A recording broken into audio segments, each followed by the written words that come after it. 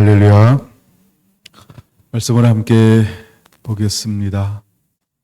베드로전서 2장 1절에서 2절 찾으신 분은 함께 봉독하겠습니다. 그러므로 모든 악독과 모든 기만과 외식과 시기와 모든 비방하는 말을 버리고 갓난 아이들 같이 순전하고 신령한 젖을 사모하라. 이는 그로 말미암아 너희로 구원에 이르도록 자라게 하려 함이라. 아멘. 오늘은 그 말씀 안으로 15번째 시간입니다.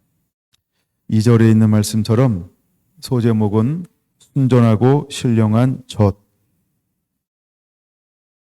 순전하고 신령한 젖. 이런 제목으로 함께 은혜를 나누고자 합니다. 우리 모두는 성령의 거룩하심으로 인도함을 받고 있습니다. 그래서 성령의 거룩하게 하심으로 그 가운데서 순종하는 자들입니다. 성령 안에서 거룩하게 하심을 입어 순종하게 함을 통하여서 우리는 예수 그리스도의 핏뿌림을 받은 자입니다. 우리 안에 하나님의 은혜와 평강이 넘쳐나게 되기를 원합니다. 이제 우리가 산 소망을 가졌어요. 하나님은 우리가 썩지 않고 더럽히지 아니하기를 간절히 원하고 있습니다. 하나님의 마지막 때까지 우리가 믿음을 온전히 지켜내기를 원하고 있습니다. 우리가 믿음을 잃어버리지 않고 모든 환난 가운데서도 믿음을 가지고 있기 위해서 우리에게 어떤 은혜가 임해야 할까? 우리의 노력만 가지고는, 마음만 먹는 것 가지고는 안 되죠. 반드시 하나님의 성령의 도우심이 있어야 합니다. 제가 중간에 이사야 11장 1절 2절의 말씀을 나누는 것은 바로 그런 이유도 있습니다. 우리가 믿음을 잃어버리지 않기 위해서 내 힘만 가지고 되지 않고 여호와 영에 우리와 함께 하셔야 합니다. 그래서 성령님을 보혜사라고 하는 거예요. 보혜사는 진리의 영이라고도 합니다. 근데 보혜사의 뜻이 있죠. 돕는 자라는 거예요. 우리를 도우시는 분, 우리를 도우시는 분이라는 거예요. 그래서 우리가 성령의 도우심을 받지 아니하고는 마지막 때에 승리할 수가 없어요. 그래서 우리는 반드시 여호와의 영 충만해야 합니다.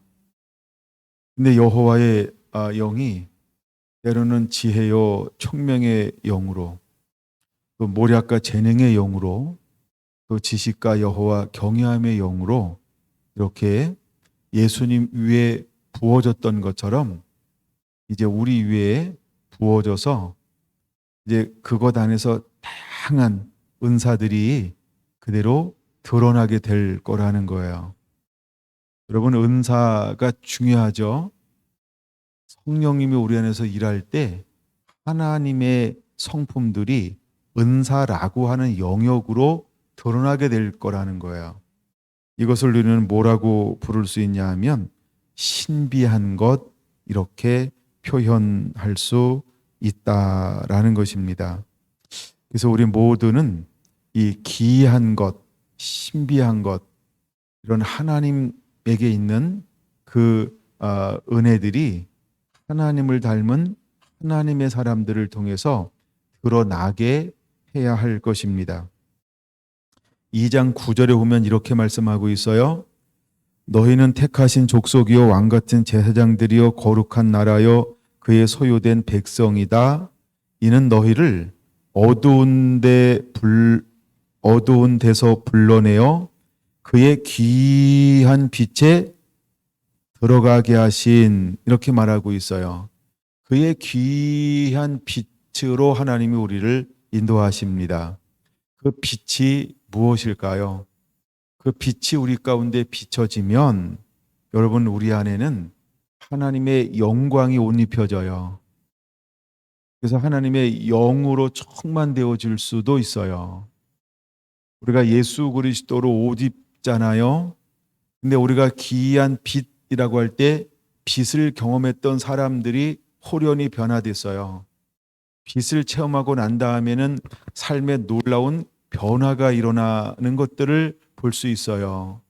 하나님을 만난 사람들에게 놀라운 변화가 일어나는 것처럼 이제 우리는 어두운 가운데에서 어디로 들어가는 거예요? 기이한 빛 가운데로 들어가기를 하나님은 원하고 있어요. 그래서 저와 여러분들은 귀한 빛 가운데 거하는 자가 되어야 한다는 거예요. 이제 어둠을 벗어버리고 우리는 빛이신 예수 그리스도로 옷 입으라라고 했던 것처럼 믿음의 사람들은 어둠의 일을 벗어버리고 빛이신 예수님으로 옷 입는 거예요. 근데 예수님의 옷을 어떻게 표현하고 있냐 하면 베드로전서 1장 9절에는요. 이것을 그의 귀한 빛이라고 표현하고 있는 거예요. 그래서 우리는 그것을 선전하는 자가 돼야 돼요. 아름다운 덕을 선포하는 자, 선전하는 자가 되라라고 말하고 있어요. 하나님이 우리를 불러내신 목적이 뭐냐 하면 하나님의 아름다움을 선포하는 거예요. 하나님께서 모세를 통해서 하나님의 거룩함을 드러내기를 원하셨던 것처럼 이제 하나님은 오늘 저와 여러분들을 통해서 하나님의 거룩함, 아름다움을 드러내기를 원하는 거예요. 이것을 베드로전서 2장 9절은 이걸 기이한 빛이라고 표현하고 있는 거예요. 여러분들은 이것을 이제는 선포하는 자, 드러내는 자, 나타내는 자가 되어야 할 줄로 믿습니다. 빛을 드러내라고 하나님께서 우리를 첫 번째 뭘로 삼아주냐 하면 너희는 택한 족속이여라고 말하는 거예요. 여기 택한 족속이여라고 말할 때 가장 중요한 거 하나 가르쳐 드릴게요. 우리는 아브라함의 후손이라는 거예요. 우리는 아브라함의 후손이라는 거예요. 그게 가장 중요한 것 중에 하나예요. 너희는 택한 족속이다라고 할 때 과연 택한 족속이란 뭐냐면 너는 아브라함의 후손이다라고 하는 거예요. 아브라함과 다윗의 후손 예수 그리스도의 세계라고 하는 것처럼 택한 족속이라고 하는 것은 아브라함의 후손이라고 하는 거예요. 그래서 아브라함과 이삭과 야곱과라고 1장에 말하고 있죠. 여러분 아브라함과 이삭과 야곱의 덕을 선전하는 자가 되어야 할 줄로 믿습니다. 할렐루야. 이제 하나님은 우리를 이것을 선전하기 위해서 우리를 부르신 거예요. 여러분 이것을 기꺼이 드러내는 자가 되기를 예수님의 이름으로 축원을 드립니다. 할렐루야. 할렐루야. 그다음에 우리는 왕 같은 제사장들이라고 말하고 있어요. 그냥 제사장이 아니라 왕 같은 제사장이다라고 하는 것은 제사장인데 그 직위가 뭐라고요? 왕이라는 거예요. 왕이라는 거예요. 여러분 왕이 해야 될 일이 뭘까요? 왕이 해야 되는 게 왕 같은 제사장들이라는 거예요. 멋있지 않나요? 우리가 왕이라는 것도 너무 멋있는 거고 그 다음에 제사장도 너무너무 멋있는 거예요. 이것은 뭐냐 하면 한마디로 이렇게 표현하는 거예요. 너는 하나님을 닮은 자다 이 말이에요. 너는 아담이 타락하기 전에 하나님을 예비하는 그 아담이다 이런 말이에요. 하나님이 우리 안에 이것이 회복되기를 원하고 있는 거예요. 하나님은 아담에게 뭘 줬죠? 생육하고 번성하고 땅에 충만하고 만물을 다스려라 그랬어요. 다스림은 누구에게만 주어지는 거예요? 왕에게만 주어지는 거예요. 근데 아담은 무엇을 하면서 만물을 다스렸어요? 하나님과 친밀하며 하나님을 예배하면서요. 하나님이 인간을 만든 목적이 뭐예요? 그렇죠? 하나님이 찬양받게 하기 위함이다. 그래서 왕 같은 제사장이다라고 하는 것은 뭐냐 하면 아담이 회복되어지는 거예요. 그래서 우리 안에 하나님을 예배하고 만물을 다스리는 거예요. 그래서 만물을 다스리면서 하나님을 예배하는 거예요. 만물을 회복시키면서 회복된 모든 것과 더불어서 하나님을 예배하는 자가 되어지는 거예요. 할렐루야. 여러분 안에 이 놀라운 은혜가 이제 점진적으로 계속해서 풀어지게 되기를 원합니다. 할렐루야. 더 나아가서요. 너희는 거룩한 나라라고 말하고 있어요. 거룩한 나라요라고 말하고 있어요. 여러분, 우리는 거룩한 나라여야 할 줄로 믿습니다. 원래 하나님께서 우리를 통하여 만들기를 원하시는 나라가 있어요. 그 나라가 어떤 나라일까요? 거룩한 나라예요. 킹덤, 하나님의 나라는 거룩한 나라예요. 그래서 우리 모두가 어떤 사람이 되어야 할까요? 그렇죠? 예수 그리스도를 닮는 거예요. 거룩하신 분을 그래서 그분의 통치가 우리 안에서 이루어지는 거예요. 그러므로 우리는요, 거룩한 나라여야 한다는 거예요. 할렐루야. 이 택하신 족속이요라고 하는 것처럼 거룩한 나라라고 할 때 이 나라의 개념이요, 아브라함의 하나님, 이삭의 하나님, 야곱의 하나님, 이게 거룩한 나라를 잇는 족보예요. 그래서 하나님 우리 안에 잃어버렸던 거룩한 나라가 회복되길 원해요. 거룩한 나라가 실제로 이루어져요. 나라다라고 하는 것은 누구의 통치가 임하는 거예요? 하나님의 통치요. 근데 거룩한 나라니까 사단이 아니고 하나님만 통치하는 거죠. 그래서 하나님만이 임금되고 구주 되시는, 주인 되시는 그 나라가 이루어지는 거예요. 이제 그 나라가 우리 삶 가운데 우리의 삶을 통해서 지속적으로 만들어지고 또 열어져 가야 할 줄로 믿습니다. 할렐루야. 그래서 너희는 택한 족속이요 아브라함, 왕 같은 제사장들이요 아담, 거룩한 나라요 킹덤, 그다음에 그의 소유된 백성이니, 이렇게 말하고 있어요. 그의 소유가 된 백성이라는 거예요. 여러분, 우리는 주님의 손에 붙들린 자인 거라는 거예요. 나는 죽고 내 안에 예수님만 살았어요. 나는 없어요. 오직 하나님만 있어요. 내가 행하는 거 없어요. 나는 그분에게 온전히 순종하는 거예요. 그의 소유된 백성이니, 여러분, 그의 소유된 백성은 무엇을 위해서 존재할까요? 너희는 먼저 그의 나라와 그의 의를 구하라라고 했던 것처럼 오직 하나님 그 한 분만을 위해서 존재하는 거예요.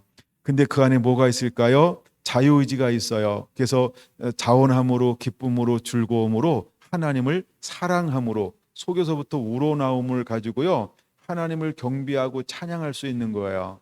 할렐루야. 하나님은 우리가 이렇게 예배하는 자가 되길 원하잖아요. 그래서 우리 하나하나는 그의 소유된 백성이라는 거예요. 이렇게 된 사람들이 어떻게 해요? 이는 너희를 어두운 데서 불러내어 그의 예수 그리스도 기이한 빛에 들어가신 이의 예수님이죠. 아름다운 덕을 선포하게 하려 함이니라. 예, 그래서 우리는 하나님의 빛을 선포하는 거예요. 그 영광을 선포하는 거예요. 그의 사역을 선포하는 거예요. 그의 모든 말씀을 선포하는 거예요. 그럼 예수님에게 있는 모든 것은 누굴 걸까요? 하나님 거요. 할렐루야. 하나님 거요. 하나님 거요. 이게 하나님 거라는 거예요. 이게 나중에 또 결론으로 한번 더 봐야 되는데 미리 보고 다른 게 나눌까요? 그럼 결론이 아닌데, 제가 오늘은 결론으로 이걸 잡았는데 어떻게 먼저 이걸 했는지 몰라요. 근데 하여간 이게 아름다운 덕을 선포하라라고 하는 건 그런 걸 말하는 거예요. 여러분, 그게 어디 나오냐 하면 사도행전 3장을 보세요. 자, 이제 복음을 전파하는데 어떻게 복음이 선포되어지고 있냐 하면 그냥 간단합니다. 예. 자, 이제 3장에 보니까 몇 절부터 봐야 할까요? 13절 보세요. 13절. 바로 이제 13절 먼저 보면 뭐라고 말하고 있어요? 택한 족속이야가 뭘로 여긴 설명되나요? 아브라함과 이삭과 야곱의 하나님, 곧 우리 조상의 하나님이 주의 종 예수를 영화롭게 하셨느니라. 너희가 그를 넘겨주고 빌라도가 놓아주기로 결의한 것을 너희가 그 앞에서 거부하였으니, 너희가 거룩하고 의로운 일을 거부하고 도리어 살인한 사람을 놓아주기를 구하여 생명의 주를 죽였도다. 그러나 하나님이 죽은 자 가운데서 그를 살리셨으니 우리가 이 일의 증인이라. 그 이름을 믿음으로 그 이름이 너희가 보고 아는 이 사람을 성하게 하였나니, 예수로 말미암아 난 믿음이 너희 모든 사람 앞에서 이와 같이 완전히 낫게 하였느니라. 형제들아, 너희가 알지 못하여서 그리하였으며 너희 관리들도 그리한 줄 아노라. 그러나 하나님이 모든 선지자의 입을 통하여 자기의 그리스도께서 고난 받으실 일을 미리 알게 하신 것을 이같이 이루셨느니라. 그러므로 너희가 회개하고 돌이켜 너희 죄 없이 함을 받으라. 이같이 하면 새롭게 되는 날이 주 앞으로부터 이를 것이라 하면서 26절까지 이게 무엇이냐 하면 바로 이것이 그분의 아름다운 빛을 선포하는 거예요. 이것이 바로 우리가 복음이라고 말하죠.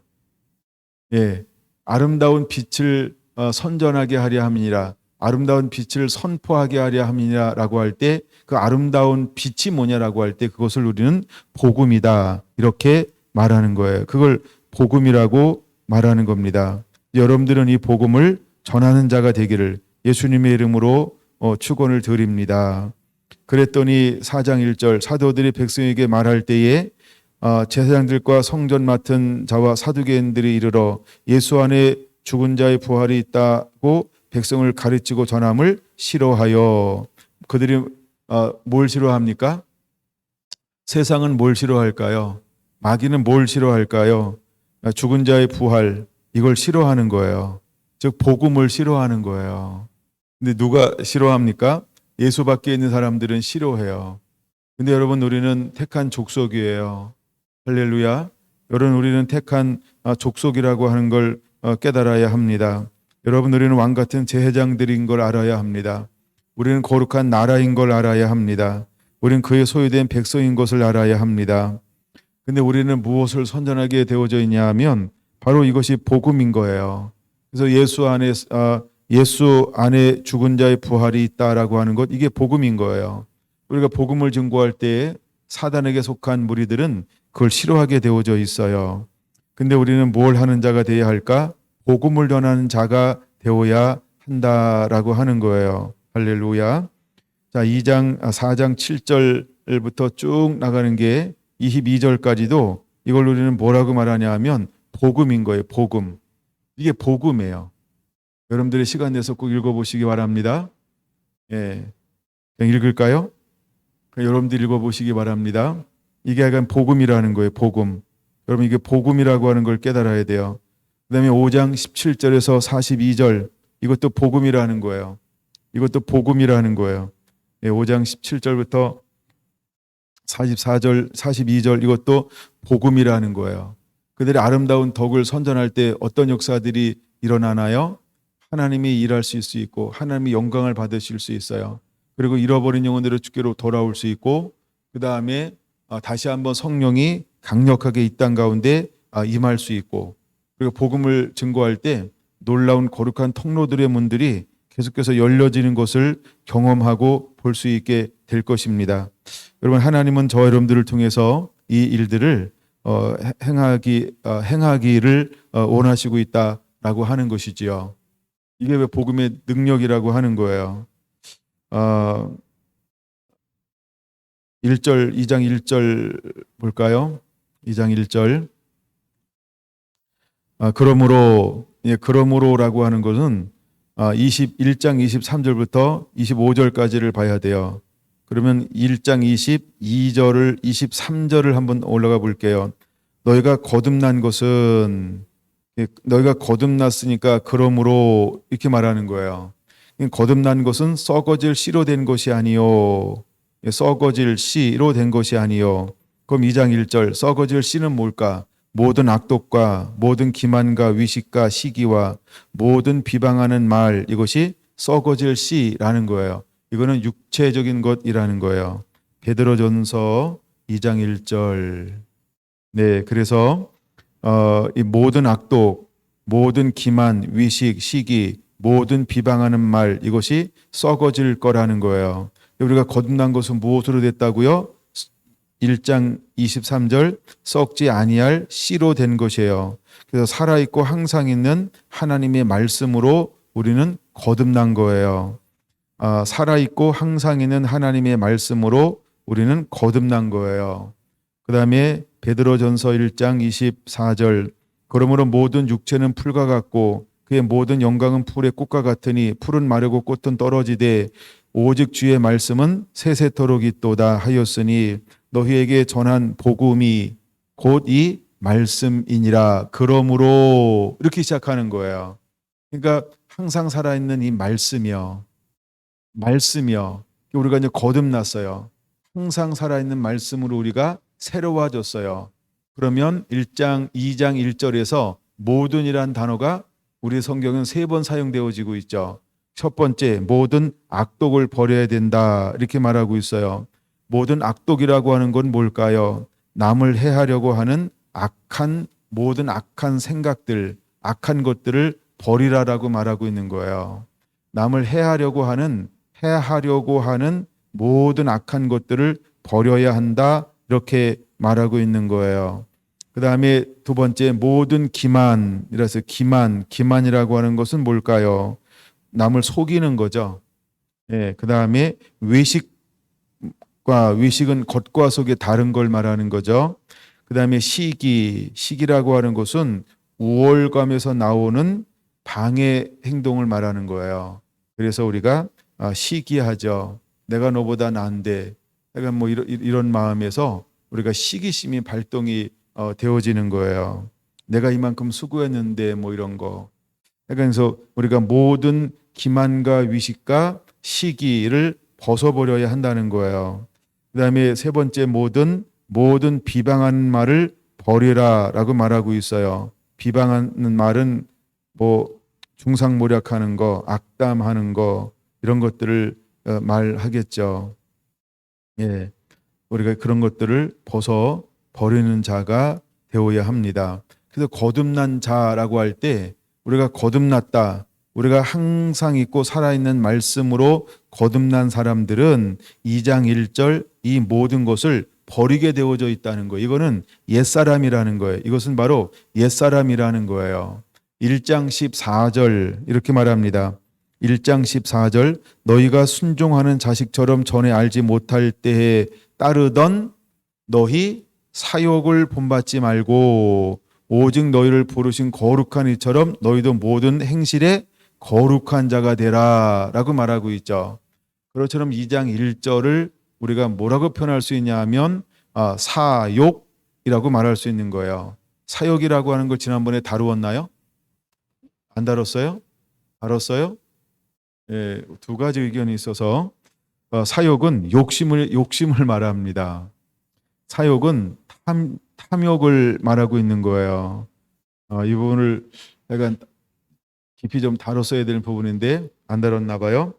오늘은 안 다룹니다. 하여간 사욕을 본받지 말고라고 할 때 하여간 이것이 2장 1절에 속해 있는 거예요. 모든 악독, 모든 기만, 모든 위식, 모든 시기, 모든 비방하는 말, 바로 이것을 거서 우리는 사욕이다 이렇게 말할 수 있고요. 그 다음에 2장 1절과 함께 나오는 것이 2장 11절이에요. 사랑하는 자들아 거루민과 나그네 같은 너희를 권하노니 영혼을 거슬려 싸우는 육체의 정욕을 제어하라. 육체의 정욕이 뭐냐 하면 2장 1절에 나오는 이 모든 5가지를 말하고 있는 거예요. 모든 악독, 모든 기만, 모든 외식, 모든 시기, 모든 비방하는 말, 이것을 우리는 육체의 정욕이라고 표현해요. 근데 2장 1절은 무엇을 거슬린다? 영혼을 거슬린다. 이것은 무엇이다? 이것은 썩어질 것이다. 그럼 썩어질 것이다 이 말은 뭐예요? 하나님께로부터 온 것이 아니고 세상으로부터 온 것이다 라고 하는 말이에요. 그럼 이제 우리는 무엇을 소유하는 자가 되어야 할까? 2장 2절을 소유하는 자가 되어야 돼요. 우리가 무엇을 사모하는 자가 되어야 할까라고 할 때 갓난 아기들 같이 순전하고 신령한 젖을 사모해야 한다라고 말하고 있습니다. 여기서 갓난아이다라고 하는 것은 실제로 막 태어난 아이 이런 의미예요. 막 태어난 아이. 그럼 막 태어난 아이는 무엇을 사모하나요? 엄마의 품을 사모하죠.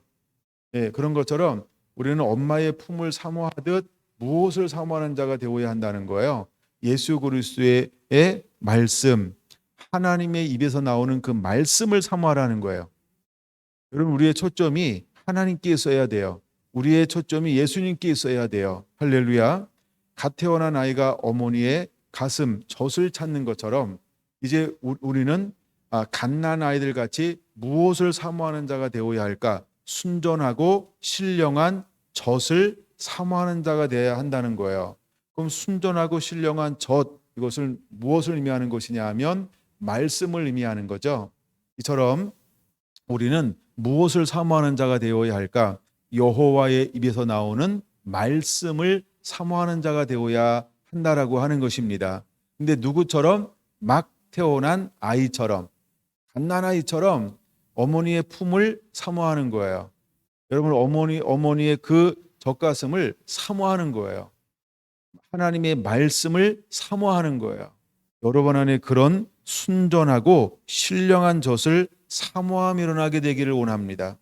만약에 우리가 거듭났음에도 불구하고 옛것을 벗어버리지 아니하고 하나님께로 나가서 예수님께로 나가서 그에게 있는 말씀의 젖을 사모하지 않는다라고 할 때 이 아이는 무엇을 먹을까요? 그러면 이유식하면 돼요, 이럴 수 있어요? 그걸 장난친다 이렇게 말하는 거예요.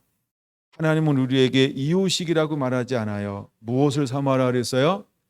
신령하고 순전한 젖을 사모하라라고 말하고 있어요. 그러므로 우리는 하나님의 입으로부터 나오는 말씀, 여호와의 입으로 나오는 말씀, 그다음에 예수님으로부터 주어지는 그 말씀, 할렐루야, 우리가 그것이 우리의 양식이 되어야 할 줄로 믿습니다. 아멘. 요한복음 4장 예수님께서는 나를 보내신 이의 뜻을 행하는 것이 곧 나의 양식이다라고 했던 것처럼 하나님은 우리를 향한 하나님의 부르심들이 있어요. 여러분, 그것을 우리가 감당해낼 때 하나님은 우리에게 영의 양식이 채워지는 거예요. 여러분, 우리는 이제 거듭났어요. 새로워졌어요. 살아있고 항상 있는 말씀으로 우리가 새로워졌어요. 그럼 우리가 옛사람들을 벗어버리기 위해서 1절은 옛사람이고 2절은 새사람이죠. 그러면 1절 옛사람을 벗어버리기 위해서 우리는 매일매일 무엇을 사모하는 자가 되어야 할까요? 그렇죠. 갓난아이 같이 순전하고 신령한 젖을 사모하는 자, 먹는 자가 되어야 한다라고 말하고 있어요. 2절 중간 부분 이렇게 시작하죠. 이는 왜 사모해야 하냐는 거예요. 그 이유가 뭐라고요? 이는 그로 말미암아, 그는 예수 그리스도죠. 너희로 구원에 이르도록 자라게 하려 함이라, 이렇게 말하고 있어요. 구원에 이르도록 자라날 수 있는 유일한 양식은 무엇이냐 하면 여호와의 입에서 나오는 말씀이라는 거예요. 베드로 전서 1장 2절에는 순전하고 신령한 젖이라는 거예요. 여러분, 우리는 예수님의 말씀으로만 구원받고 그 말씀으로 자라나는 자가 되어야 할 줄로 믿습니다. 할렐루야. 이것을 잘 보여주고 있는 것이 고린도전서 3장 1절에서 한 3절 정도만, 길게는 5절 보면 되겠죠. 우리가 이제 아직도 젖으로 먹고 우리가 이제 단단한 식물, 그다음에 또 지각을 사용함으로 뭐 이런 단어가 쭉 나오지만, 여러분, 우리는 이제는 예수님의 입으로 나오는 그 말씀을 사모하는 자가 되어야 할 줄로 믿습니다. 3절 베드로전서 2장 3절은 이렇게 말합니다. 너희가 주의 인자하심을 맛보았으면 그리하라. 인자하심을 맛보았다. 여기서 말하는 인자하심이라고 하는 것은 무엇을 말할까? 이것이 바로 말씀이라는 거예요. 우리가 하나님의 말씀을 경험했다고 한다면 너는 이제는 무엇을 사모하라는 거예요? 그렇죠? 하나님의 입에서 나오는 말씀을 사모하라는 거예요. 그래서 사단이 예수님께 와서 시험할 때 떡으로 돌로 떡을 만들라고 했어요. 그때 예수님께서 사용했던 말씀이 어떤 말씀을 인용하나요? 그렇죠. 여호와의 입에서 나오는 말씀으로 살 것이니라 라고 하는 그 말씀으로 사단을 물리쳤다는 거예요. 신명기 8장 1절, 2절, 3절의 말씀을 인용하고 있는 거죠. 사람이 떡으로만 살 것이 아니요 여호와 입에서 나오는 모든 말씀으로 살 것이니라. 하나님은 그것을 가르쳐주기 위해서 이제 언약의 땅, 약속의 땅으로 들어가는 하나님의 백성을 하나님이 40년 동안 시험하셨다라고 하는 거예요. 그럼 오늘날 우리는 무엇을 배워야 할까요? 여러분, 이제 여호와에서 나오는 그 말씀으로 사는 법, 그것을 배우는 자가 되어야 합니다. 그러므로 우리는 말씀 안으로 깊이 들어가야 한다는 거예요. 베드로전서에 기초가 있다 그랬어요. 기초가 뭐라 그랬죠? 믿음이요. 베드로전서는 믿음이 기초예요. 믿음은 무엇으로 만들어졌을까요? 말씀이요. 누구의 말씀이요? 하나님의 말씀이요. 예, 그러므로 우리는 하나님의 말씀을 들어야 하는 거예요. 여러분, 마지막 때 가장 중요한 게 뭐냐 하면 바로 믿음의 말씀이라는 거예요. 그런 말씀이 없으면 우리는 전부 다 넘어지게 되어져 있어요. 여러분, 우리가 말씀 위에 집을 짓는 자가 되어야 할 줄로 믿습니다. 할렐루야. 그럼 우리는 말씀을 듣는 자가 되어야 한다는 거예요. 여러분, 성령이 교육에 하시는 말씀을 귀 있는 자는 들을지어다. 귀 있는 자는 성령이 교육에 하시는 말씀을 들을지어다라고 수없이 중요한 것에서 꼭 그렇게 말씀하고 있다는 거예요. 여러분들에게 지난번에 숙제 내줬잖아요. 아직 숙제를 안 하죠. 검사도 안 하니까. 예, 귀 있는 자는 들을지어다 라고 할 때 이것이 문맥으로 언제 사용하는가 굉장히 중요한 거예요. 여러분, 그래서 하나님은 중요한 말씀을 하실 때 그렇게 말씀하고 있다는 거예요. 그러므로 이제 우리는 하나님의 말씀을 들을 줄 아는 자가 되어야 할 줄로 믿습니다. 많은 사람들이 하나님의 말씀을 듣지 않고요, 풍어를 들어요. 라면은 끓였어요. 근데 뭐가 다르다? 다 각각 끓여요. 맛이 달라요. 근데 본인은 뭐라고 얘기해요? 아이고, 내 입맛에 딱이에요. 그 자기 입맛에 딱이죠. 예, 팔이 날리고 있잖아요. 자기만 먹어가지고 손님들이 안 와요. 여러분, 우리가 내 입맛에 맞는 것 가지고 안 돼요. 여호와 입에서 나오는 말씀이어야 한다는 거예요. 할렐루야. 여호와의 입에서 나오는 말씀이어야 한다는 거예요.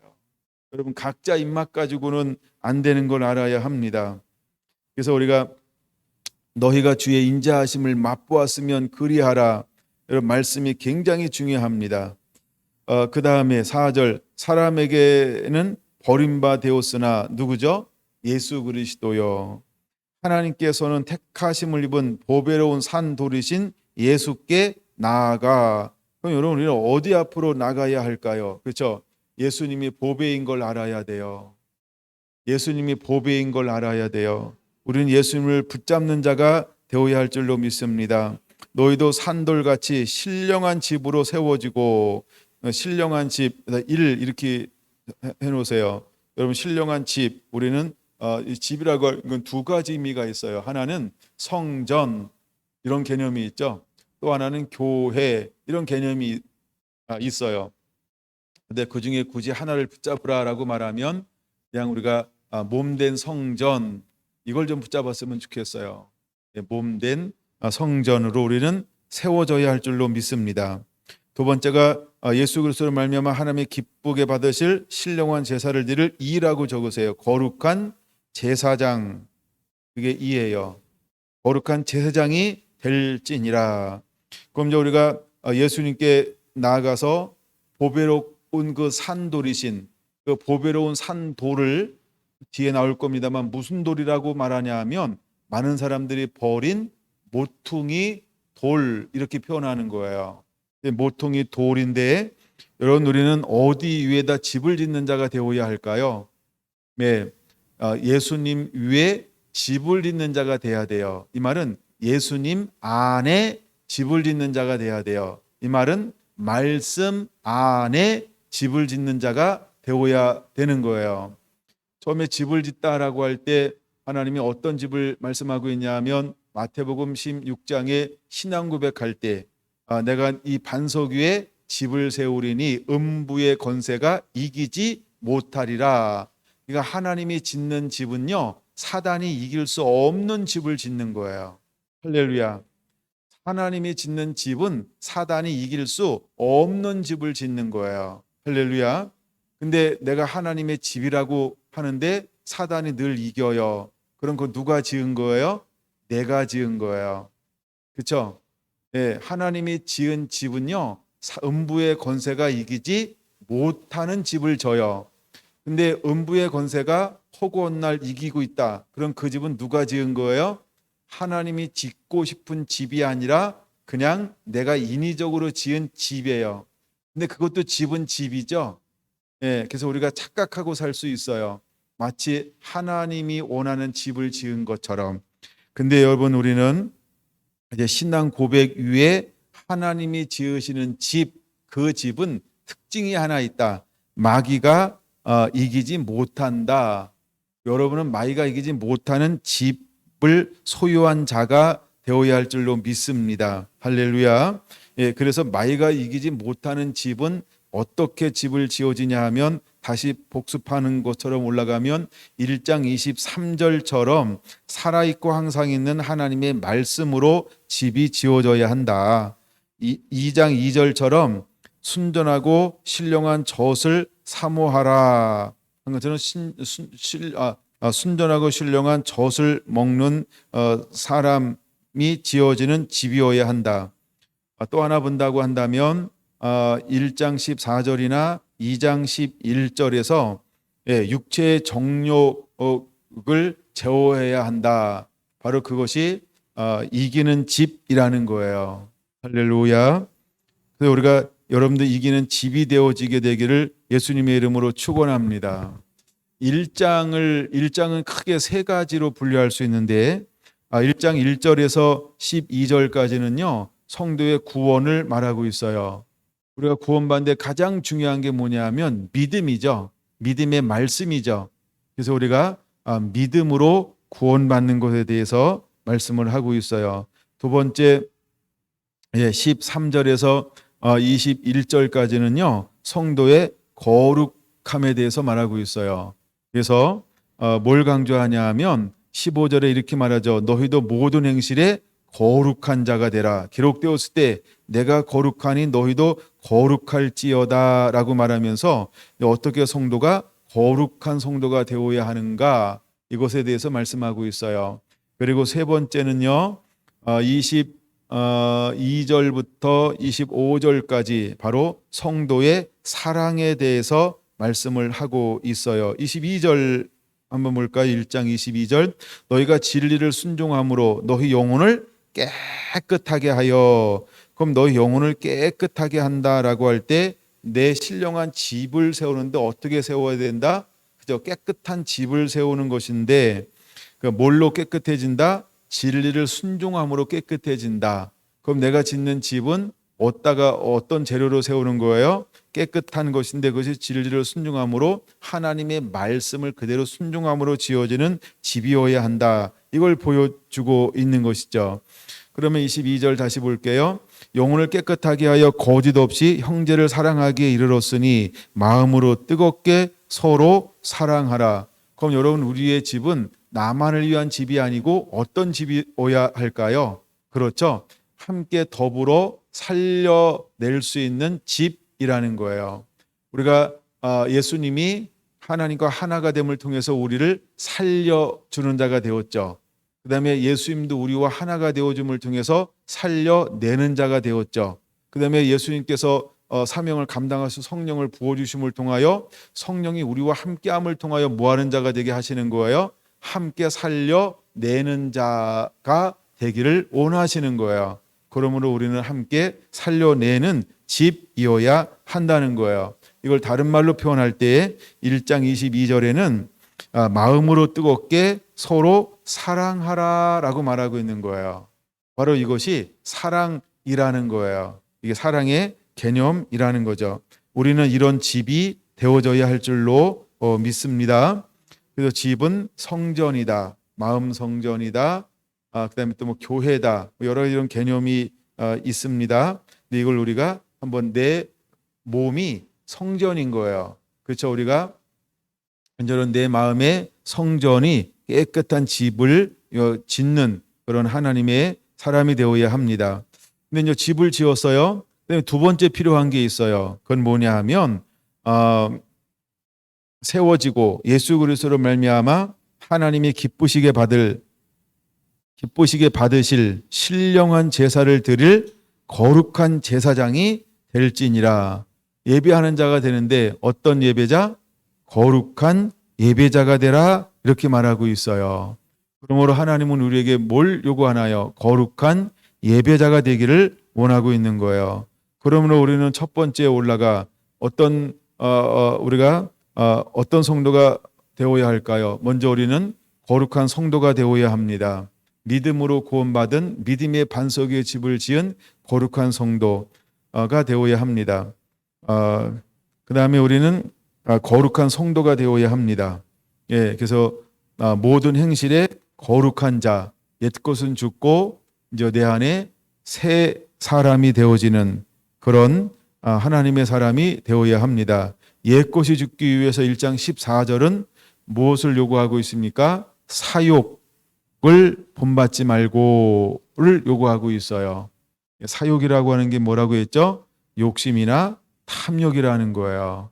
그래서 욕심이 잉태한 즉 죄를 낳고, 그러면 아담이 말씀에 불순종해서 죄를 지었어요. 그럼 아담은 그 사단하고 교제할 때 그 마음에 무엇이 생겼다라고 하는 거예요? 욕심이 생겼다라고 하는 거죠. 어떤 욕심이 생긴 것도 아시잖아요. 그렇죠? 보암직, 먹음직, 지혜롭게 할 만큼 탐스럽게, 이게 다른 말로 뭐라고요? 욕심이 생긴 거예요. 욕심이 생긴 거예요. 그래서 욕심이 잉태한 즉 뭘가 났다? 죄를 낳는데 행동으로, 욕심이 잉태하니까 행동으로 옮기면서 무엇을 만들었어요? 죄를 만들었어요. 죄가 실제로 행동으로 옮겨지니까 그에게 무엇이 다가와요? 사망, 하나님과 관계가 단절됨. 그래서 그에게 영적 사망이 주어졌어요. 그러므로 이제 여러분, 우리는 사욕을 본받지 말고 할 때 사욕은 바로 욕심을 말하는 거예요. 다른 말로 탐욕을 말하는 거예요. 그러므로 이제 우리는 이 모든 것으로부터 깨끗한 자가 되어야 합니다. 우리는 거룩한 제사장이 되어야 하는 거예요. 하나님은 우리에게 두 가지를 요구하는 거죠. 하나는 신령한 집으로 세워지기 원하고, 또 하나는 그 신령한 집이 세워졌으니까 이제 그 신령한 집에서 무엇하는 자? 하나님을 거룩하게 예배하는 자. 그래서 거룩한 제사장이 되기를 원하는 거죠. 이것이 우리가 회복하는 거예요. 우리 모두가 다 회복이 되었다라고 할 때 우리가 이제 환란이 오는데 그 믿음으로, 모든 연단된 믿음으로 이겨냈다. 그런 그 환란 가운데서도 우리는 그 한가운데서 무엇을 유지하나요? 신령한 집을 유지합니다. 근데 신령한 집만 유지하는 것이 아니라 거기서, 그렇죠, 그럼에도 불구하고 하면서 그 다니엘의 세 친구처럼 거룩한 제사장, 즉 예배자의 삶으로 승리를 만들어내는 자. 할렐루야. 우리는 그런 예배자들이 되어야 할 줄로 믿습니다. 아멘. 근데 이것을 이제 하나님은 누구를 통해서 이루었는가를 보여주는 것이 6절, 7절, 8절인 거예요. 그럼 6절은 무엇에서 말씀하고 있냐 하면 이렇게 한번 적어 놓으세요. 은혜를 베푸시는 하나님. 은혜를 베푸시는 하나님. 자, 6절 봅니다. 2장 6절 베드로전서, 성경에 기록되었을 때 보라, 내가 택한 보배로운 모퉁이 돌을 시온에 두노니 그를 믿는 자는 부끄러움을 당하지 말하고 있어요. 부끄러움을 당하지 않는다. 이걸 제가 주석을 찾아보니까 다급한 일, 즉 두려움이나 공포를 당하지 않게 할 것이다. 이렇게 이런 단어더라고요. 그래서 믿는 자는 부끄러움을 당하지 않는다는 거예요. 왜? 모퉁이 돌 위에 세워져 있기 때문이라는 거예요. 할렐루야. 그래서 우리 하나님은 은혜로우신 하나님이라는 것이죠. 예, 거기 디귿 가면은 말씀이 어디를 인용했는지 따라갈 수 있죠. 그 말씀 찾는 법은 아시죠? 예, 그래서 이사야 28장 16절 여러분들이 참고하시면 되고요. 두 번째 7절입니다. 7절에는 이렇게 한번 적어놔 보세요. 죽음과 부활 예언. 이렇게 한번 죽음과 부활 예언. 자, 7절을 봅니다. 그러므로 믿는 너희에게는 보배이나 믿지 아니하는 자에게는 건축자들이 버린 그 돌이 모퉁이의 머릿돌이 되었다. 이렇게 말하고 있어요. 그러므로 믿는 너희에게는 예수 그리스도가 어떤 존재가 되는 거예요? 보배가 되어지는 거예요. 할렐루야. 근데 믿지 않는 자들에게는 어떤 돌이 되는 거예요? 여기 보면은 두 가지가 소개가 되어져요. 하나는 건축 기사들이 소개가 되어져. 건축자들이는 건축 기사들이죠. 그다음에 또 하나는 뭐가 소개가 되어지냐 하면 건축 감독하는 분이 있어요. 건축 기사들이 있고 건축 감독하는 분이 있어요. 그럼 건축을 감독하는 분은 누굴까요? 건축을 감독하시는 분이죠. 근데 건축 기사들은 누굴까요? 이 시대의 종교적인 사람들을 말하는 거예요. 이 시대의 종교적인 사람들을 말하는 거예요. 그래서 실제로 예수님 시대 때 누가 모퉁이 돌 대신 예수님을 버렸을까요? 대제사장을 비롯한 그 시대의 종교 지도자들이 모퉁이 돌 대신 예수님을 죽음에 넘겨주었죠. 이것을 그래서 우리는 뭐라고 표현한다? 그를 버렸다 이렇게 표현하는 거예요. 근데 예수님은 실제로 모퉁이 돌이시죠. 그를 믿는 자에게는 보배이시죠. 그를 믿는 자에게는 그를 통하여서 하나님이 집을 짓기 시작을 하는 거죠. 출발점이죠. 근데 우리가 그를 믿지 않았던 건축 기사들은 이것은 쓸모없어. 그래서 어떻게 했어요? 버렸어요. 그리고 스스로 집을 지었어요. 스스로 집을 지었는데 그 집은 어떤 집이 되었을까요? 그렇죠. 환난 때 무너지는 집이 된 거예요. 그러므로 우리가 두 가지가 있다는 거예요. 하나님은 건축의 감독자이신 거예요. 그럼 이제 우리는 건축 기사로서 우리는 무엇을 중심으로 해서 집을 건축하는 자가 되어야 할까요? 예수님을 모퉁이 돌로 해서 예수님을 출발점으로 해서 예수님 말씀 위에 그분의 말씀으로 그분의 뜻으로 집을 하나님의 나라를 지어가는 집 짓는 자가 되어야 할 줄로 믿습니다. 할렐루야. 그걸 보여주고 있는 거고요. 나중에 여러분들이 말씀을 한번 찾아 볼까? 하나 더 하고요. 8절까지 가서 생각나면 할게요. 8절 또한 세 번째인데 이거는 넘어지게 하는 부딪히는 돌과 걸려 넘어지게 하는 바위가 되었다 이렇게 말하고 있어요. 그럼 예수 그리스도는 어떤 사람에게는 부딪히는 돌이 되었고 어떤 사람에게는 걸려 넘어지는 돌이 되었다라고 하는 거예요. 그러면 부딪히는 돌로 걸러 넘어지는 돌로는 누구에게 그렇게 했을까요? 믿어 순종하지 않는 자에게 예수님은 걸림돌이 되는 거예요. 근데 믿는 자에게 예수님은 모퉁이 돌이 되어지는 거예요. 믿지 않으면 예수님이 없었으면 좋은 거예요. 근데 믿는 자들에게는 예수님이 절대적으로 소중하고 필요하신 분이라는 거예요. 이것이 바로 8절, 7절, 8절에서 그 의미를 두 절 함께 묶어서도 이해하면 편할 수 있어요. 그래서 믿는 자에게는 예수님이 보배이지만 믿지 않는 자에게는 예수님이 걸리적거리니까 버렸단 말이에요. 근데 나중에 그들이 걸리적거리는 돌이 결국은 누구를 넘어지게 하는 걸까요? 믿지 않는 자들이 말씀 앞에, 말씀의 기준 앞에 걸려 진리 앞에 걸려 넘어지게 되어지는 거예요. 이해가 되시죠? 예, 그러므로 여러분 우리는 이제는 예수님이 우리에게 어떠한 분인지를 깨닫는 게 중요해요. 그래서 우리가 집을 지을 때 어디를 중심으로 해서 그냥 누구를 중심으로 해서 이제 집을 짓는 자가 되어야 하느냐라고 하는 거예요. 4절로 한번 돌아옵니다. 2장 4절. 사람들에게 버림바가 되었으나 하나님께는 택하심을 입은 보배로운 산 돌이신 예수님께 나아가. 그렇죠? 그럼 우리가 이제 신령한 집으로 세워지는데 어디로 나가서 집을 짓는 거예요? 예수님이라는 반석 위에 집을 짓는 자가 돼야 돼요. 할렐루야. 그리고 예수님이라는 반석에 집을 지으면서 그 집을 짓고 나서 두 번째 우리가 무엇을 어떤 행위를 해야 돼요? 거룩한 제사장, 이제 하나님 받으실 만한 예배자로 세워지는 자가 되어야 할 줄로 믿습니다.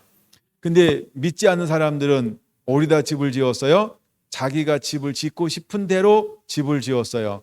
그리고 어떤 예배자가 되었어요? 하나님이 받으실 수 없는 예배자가 되었어요. 근데 주님께서 오시기 전까지는 두 예배가 다 드려지고 있죠. 근데 주님께서 오실 때에는 반드시 어떤 예배자만 남게 될까요? 예수님이라고 하는 말씀 위에, 반석 위에 세워진 신령한 집, 그리고 거기서 한 해 받으실 만한 거룩하게 예배하는 그 예배자의 예배만이 남아있게 될 거라는 거예요. 할렐루야. 그러므로 나의 예배는 어떠한 예배인가? 아니, 먼저 나는 어디에 세워져 있는가? 이것을 우리가 말씀으로 자기 자신을 넓게 말고 아주 야박하게 점검하셔야 돼요. 네, 야박하게 좀 점검했으면 좋겠어요. 나는 반석 위에 세워진 건가? 때로는 모래 위에 집을 짓고 있는 건가? 그런 거예요. 가끔 제가 표현하는 게 그런 거예요. 내가 하고 싶은 일을 하는가? 하나님의 부르신 일을 내가 하고 있는가? 여러분, 이런 거 우리가 한번 자기 자신을 점검해 보아야 한다라고 하는 것입니다. 우리는 말씀 안에 머무는 자아가 되어야 할 줄로 믿습니다. 예, 그래서 이제 8절, 예, 이제 8절, 9절, 그러나 너희는 택한 족속이 할 때 너희는 이라고 할 때 이건 5절을 전제로 하죠. 신령한 집으로 세워져서 하나님이 받으실 신령한 제사를 드리는 거룩한 제사장이 된 사람들, 이 사람들은 첫째 뭐라고요? 택한 족속이요. 그래서 아까 말씀드렸어요. 아브라함의 후손이다. 그래서 아브라함의 이제 후손이다. 왕 같은 제사장들이요라고 말을 했어요. 왕 같은 제사장들이요. 그 다음에 거룩한 나라요. 그 다음에 네 번째 그의 소유된 백성이니 하나님은 이들을 통해서 무엇하기를 원하신다? 그럼 2장 5절을 통해서 2장 5절 신령한 집으로 세워지고 거룩한 제사장 예배자를 통해서 하는 무엇하기를 원하는 거예요? 이는 어두운 데서 불러내어 그의 귀한 빛에 들어가게 하신 이의 아름다운 덕을 선포하려 하심이라. 선전하게 하려 하심이니라. 선포하게 하려 하심이니라. 이제 우리는 이런 예배자가 되어야 한다는 거예요. 할렐루야. 이것은 우리가 그 말씀 안으로 들어가 순전하고 신령한 젖을 먹음으로 말미암아 이루어질 수 있는 거예요. 그러므로 우리는 끊임없이 예수 그리스도를 사모하는 자가 되어야 합니다. 그 입에서 나오는 말씀으로 사는 자가 되어야 할 줄로 믿습니다. 우리가 이런 삶을 살기 위해서 두 절만 더 볼 건데요. 11절 사랑하는 자들아 거루민과 나그네 같은 너희를 권하노니. 거루민과 나그네, 영혼을 거슬려 싸우는 육체의 정욕을 제어하라. 그러므로 우리가 끊임없이 신령한 집으로 세워지고 하나님 앞에 거룩한 제사장이 되기 위해서, 아니 우리가 하나님의 영광을, 그의 거룩함을 드러내는 하나님이 기뻐하는 마지막 때에 예배자여 추수꾼이 되기 위해서 우리는 끊임없이 뭘 하는 자가 되어야 할까? 육체의 싸움과 싸우는 자가 되어야 한다는 거예요. 여러분, 이것은 사도 바울이 끊임없이 걸어갔던 길이죠. 이건 믿음의 사람들이 끊임없이 걸어가야 할 길이라고 하는 걸 보여주고 있다는 거예요. 12절 너희가 이방인 중에서 행실을 선하게 가져. 너희가 이방인 중에서 행실을 선하게 가져. 그럼 이제 우리가 세상에서 살아갑니다. 근데 우리가 어떤 삶을 살아야 할까요? 행실을 선하게 가지라 라고 말하고 있는 거예요.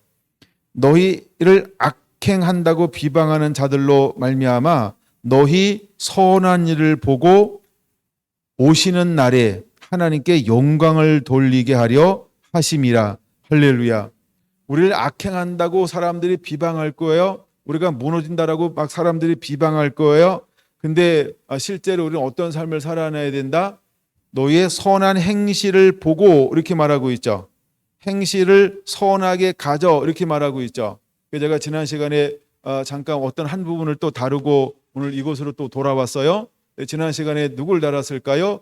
욥이 걸어간 길, 이 부분을 좀 다뤘어요. 여러분들 다시 집에 가서 읽어봤는지 모르겠어요. 하긴 안 할게요. 근데 욥기 1장, 2장, 3장에 욥은 대단한 하나님의 사람이었어요. 이건 아브라함 시대에 존재했다. 아브라함 시대의 사람이다라고 하는 거 다 아시죠? 근데 그 시대의 욥은요, 온전한 자였다는 거예요. 정직한 자였다는 거예요. 악에서 떠난 사람이라는 거예요. 그건 하나님을 경외하는 사람이었다는 거예요. 그래서 사단이 얼마나 그를 시기하는지 몰라요. 그래서 하나님이 그를 세 가지로 시기하는데, 첫째는 무엇으로 그를 시험하는 거죠? 모든 소유물을, 소유물 때문에 섬긴다라고 생각하는 거예요. 소유물 때문에. 그럼 네가 한번 소유물 다 해봐라. 소유물 다 거시기 했어 했더니 범죄하지 아니하더라는 거예요. 근데 또 가만히 보니까 죽은 걸 막 가죽으로 바꾸고 있네. 아이, 안 되겠다. 이번에 한번 그 살과 뼈 건강을 한번 치세요. 그러니까 우리가 건강이 있으니까 섬기죠. 이렇게 또 사단은 또 그렇게 하는 거예요. 그랬더니 아니야. 그런 건강 때문에 섬기지 않아. 그냥 목숨만 해야지 말고 네가 한번 건드려봐. 이랬단 말이에요. 그랬더니 실제로 사탄이 어떻게 했어요? 건드렸어요. 그래서 그때부터 이제 막 발진하기 시작을 하는 거죠. 막 얼마나 가려운지, 그렇죠? 손톱으로 앉아가지고 기와장 갖다가 긁는데도 피가 막 흐르는데도 안 되는 거예요. 음에 하여간 이런 일이 이제 욥에게 일어나는 거예요. 근데도 불구하고 욥은 뭐하지 않았다? 하나님을 향하여 원망하지 않는다라고 하는 거예요. 세 번째가 뭔지 아세요? 세 번째가 뭔지 아세요? 이건 제가 지난 시간에 바빠서 못 얘기했어요. 오늘 한가하니까 가르쳐 드릴게요. 세 번째는 하나님의 임재를 거두었어요. 하나님의 임재를 거두었단 말이에요. 근데도 불구하고 욥은요, 흔들리지 않아요. 낭망하지 않아요. 원망하지 않아요. 치우치지 않아요. 우리가 임재를 거두었다라고 할 때 생각나는 게 하나 있어야 되겠죠? 아가서 5장, 하나님의 임재를 마지막에 신부에게 거둬요. 근데도 그 신부는 어떻게 변화된다? 그렇죠? 9절, 더욱 사랑, 더욱 사랑. 도대체 네가 찾는 것, 네가 사랑하는 그 신랑이 어떤 분인데 넌 그게 사랑병에 걸렸니? 이러면서 이제 더 사랑하게 됐다는 얘기예요. 여러분, 우리가 말씀 안에 입맞으면, 우리가 말씀 안에 집을 지으면 어떤 주변 사항에 흔들리지 않는 자가 되어지는 거예요. 그리고 우리가 예수님께서 왜 사단이 그 청구하려고 할 때 무엇을 놓고 기도했다고 말씀드렸죠? 믿음이 떨어지지 않기를 기도했다는 거예요. 그럼 여러분, 우리 안에 가장 중요한 것 중에 하나가 무엇일까요? 바로 믿음의 말씀 안에 머무는 거예요. 그래서 부활하신 예수님께서는 오셔서요, 우리의 마음의 문을 열어 뭘 하는 거예요? 말씀을 깨닫게 하는 거예요. 여러분, 우리의 전부 정말 말씀이 우리 마음의 문이 열려 깨달아져야 할 줄로 믿습니다. 그래서 성령의 은혜로 말미암은 말씀이 깨달아져야 돼요. 우리의 신비의 말씀이 심겨지는 은혜가 임해야 될 줄로 믿습니다. 그래서 성령이 임하실 때 우리에게 은사를 주는데, 고린도전서 12장에는 첫 번째도 말씀, 두 번째도 말씀이에요. 근데 어떤 말씀의 은사를 부어주는 거예요? 지혜의 말씀, 지식의 말씀에 은사를 부어줘요. 할렐루야. 여러분, 여호와 영이 임하면 지혜의 영이 임합니다. 총명의 영이 임합니다. 그건 전부 주로 뭘 하는 거예요? 하나님을 아는 거예요. 하나님의 말씀의 세계를 아는 거예요. 하나님의 마음이 우리 마음에 부어지는 거예요. 근데 그냥 마음이 부어진다가 아니고요, 하나님의 세계, 그 말씀의 세계가 우리 안에 계시가 되어지는 거예요. 할렐루야. 그러면 우리가 하나님을 그렇게 아는 자 되어야 할 줄로 믿습니다. 그래야만 흔들리지 않을 수 있어요. 욥이 흔들리지 않을 수 있었던 것은 바로 그 말씀 때문에 그런 거예요. 근데 욥이 그 말씀을 아는데 어떻게 알았어요? 듣고만 알았대요. 와우. 근데 이제 38장, 39장, 40장에 하나님이 찾아오셨어요. 드디어 찾아오셨어요. 드디어 찾아오신 다음에 뭘 말씀하는 거예요? 야, 그게 하나님이요, 그냥 욥을 완전히 기죽여 버리잖아요.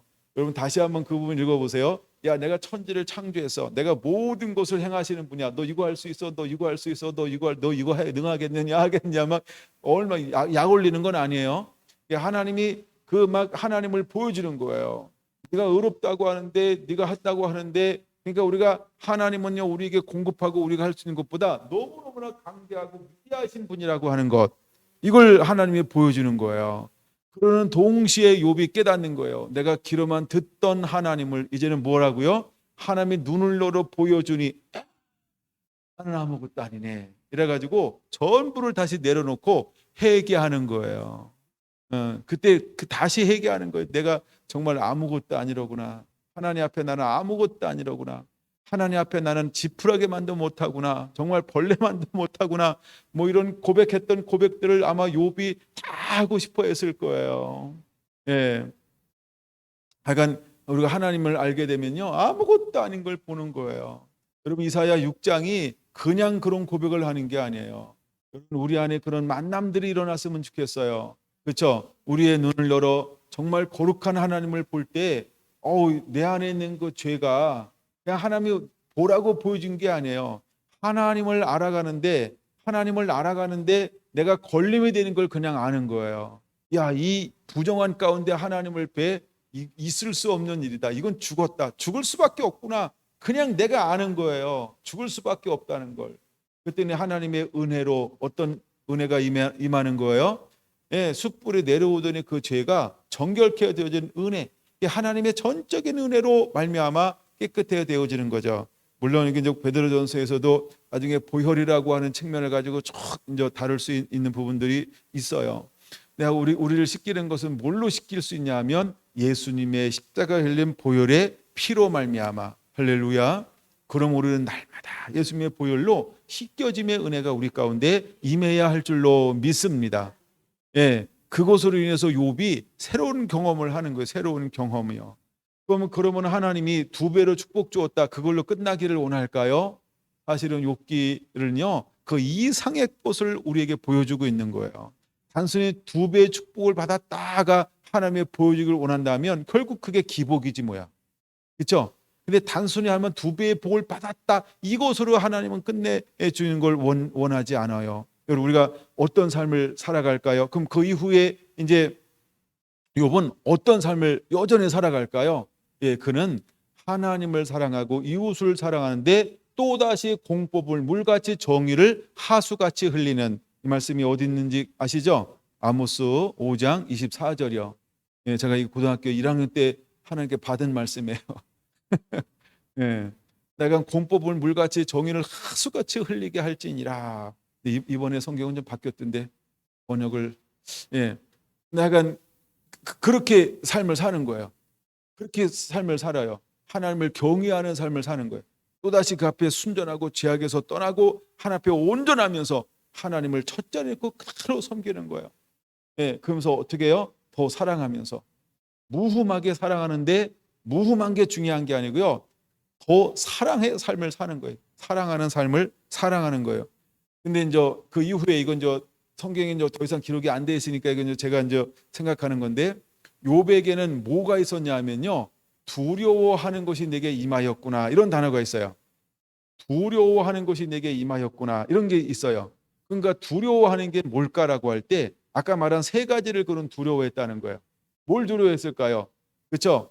이 나를 모든 재산, 주여 나로 하여금 이 부유함을 거두어 가지 마시옵소서. 2번째 뭐요? 건강을 잃어버리지 않게 하여 주옵소서. 3번째 뭐요? 임재를 거두지 마시옵소서. 이거에 대한 뭐가 있었다? 두려움이 있었다라고 하는 거예요. 여기 이제 3가지에 속하지 않은 것 중에 하나가 또 하나 있다고 한다면, 이건 그냥 깍두기도 안 돼. 사실 굉장히 중요한 것 중에 하나지만, 욥이 자녀들을 낳고 자녀들이 생일 때마다 한 행동이 하나 있어요. 그게 뭘까요? 제사를 드리는 거, 예배를 하는 거, 예배. 근데 예배하는 이유가 있죠. 혹이라도 자녀들이 하나님 앞에 범죄했을까 하노라. 그래서 그 죄를 회개하는 기도, 정결케 하는 그 예배를 통해서 회개하는 거죠. 그래서 자녀들을 말씀 안에서 하나님과 관계에서 열려 있는 관계를 만들어가는 거예요. 그러니까 욥이 얼마나 자기 자신과 하나님 앞에서는 얼마나 열려 있는 예배자로 살아갔는지, 그렇죠? 그리고 자녀들을 위해서도 그것을 늘 첫째 순위에 놓고 했던 거예요. 그럼 이제 복을 받았어요. 그 이후에는 어떤 삶을 살았을까요? 더 이상 그는요, 소유물에 대한 모든 두려움이 사라져버렸어요. 2번째, 건강에 대한 모든 두려움이 사라져버렸어요. 3번째, 하나님의 임재가 있든 없든, 그렇죠? 느껴지든 안 느껴지든, 하나님의 보호하심이 있든 없든, 그는요 관계하지 않고 어떻게 했을까요? 하나님만 사랑하며 사는 삶을 살아갔던 갔을 거라고 저는 보는 거죠. 여러분, 우리 안에 이런 은혜들이 임해야 할 줄로 믿습니다. 어쩌면 이거 어디서 좀 나는 것 같지 않아요? 아가서에 나오는 실제의 삶이라는 거예요. 그렇죠? 여러분, 이제 하나님은 우리가 그런 삶으로 들어가게 되기를 원하고 있다라는 것입니다. 아멘. 여러분들은 이제는 이렇게 신령한 그러한 집이 되기를 원합니다. 그런 예배자가 되기를 원합니다. 네, 그래서 우리가 고난을 만날 때, 환난을 만날 때, 마지막 때 어떤 고난이 온다 할지라도 여러분, 우리가 믿음을 저버리지 않고 믿음을 갖고 그 길을 걸어갈 가치가 있다라고 하는 거예요. 가치가 있다라고 하는 거예요. 여러분, 그것을 붙잡으시게 되길 바랍니다. 타협은 한순간이에요. 그러나 고난은 짧아요. 근데 그 길을 우리가 걸어가면 가치가 있다라고 하는 거예요. 아멘. 여러분, 우리 함께 갑시다. 우리가 믿음의 길에 함께 서 있읍시다. 할렐루야. 그 길은 가치가 있는 길이라는 거예요. 정말 그 길은요, 걸어낼 만한 가치가 있는 길이라는 거예요. 그걸 우리에게 보여주는 거예요. 여러분에게 그런 믿음의 용사들이 되기를 예수님의 이름으로 축원을 드립니다. 아멘.